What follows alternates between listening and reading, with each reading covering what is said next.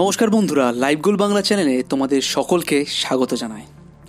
চাণক্য ছিলেন একজন শিক্ষক। তিনি সকলের উদ্দেশ্যে বলেছিলেন 4টি কাজের ব্যাপারে, যা সম্পন্ন করার পর স্নান অবশ্যই করা উচিত।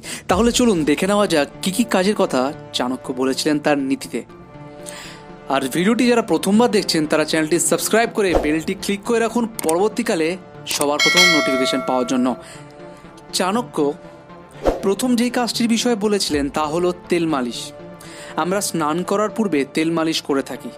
তেল মালিশ করার ফলে আমাদের শরীরের লোমকূপগুলি খুলে যায়, আর লোমকূপের মাধ্যমে শরীরের ময়লা ধুলো বেরিয়ে আসার রাস্তা তৈরি হয়ে যায়। তাই সবার উচিত সপ্তাহে একবার স্নান করার আগে সারা শরীরে তেল মালিশ করার ও তারপর সাবান দিয়ে স্নান করার। কিন্তু তেল মালিশ করে কখনোই বাড়ির বাইরে যাবেন না, এর ফলে বাইরের ধুলো ময়লা আপনার শরীরে জমে যেতে পারে।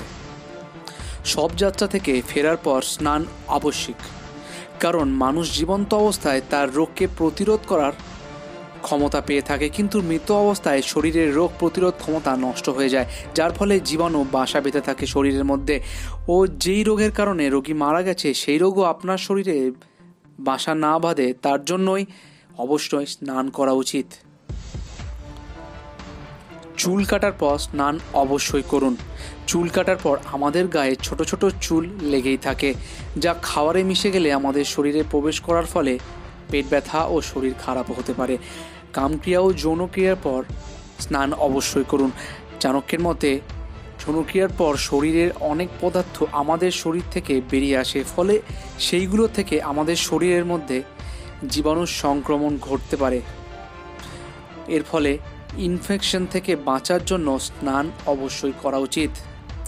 মহান পণ্ডিত চাণক্যের মতে এই কাজগুলি করার পর চান অবশ্যই করুন। বন্ধুরা, ভিডিওটি সম্পর্কে যদি কোনো মতামত থেকে থাকে তো কমেন্ট বক্সে কিন্তু জানাতে ভুলবেন না। আর আপনারা এই কাজগুলি করার পর স্নান করেন তো সেটিও কিন্তু কমেন্টে জানাতে ভুলবেন না। ভিডিওটি ভালো লাগলে একটা লাইক অবশ্যই করে দেবেন। আজকের মতো এখানেই শেষ। ভালো থাকবেন সবাই।